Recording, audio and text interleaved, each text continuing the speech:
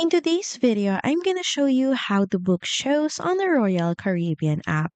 And to get started, of course, make sure that you already have the Royal Caribbean app already downloaded on your phone. Now, once inside the app, of course, consider logging into your account.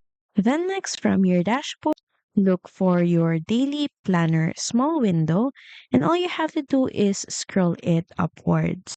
Next, from here, switch to the entertainment tab, or it actually depends of you if you're looking for activities or excursions. So just choose from the three options. Next is click on the show.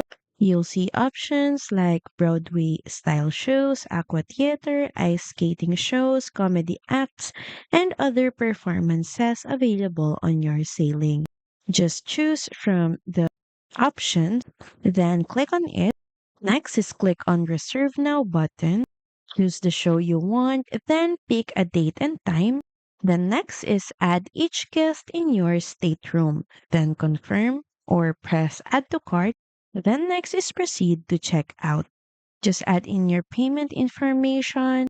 And of course, don't forget to tick the box beside I have read and agree to the purchase terms and conditions.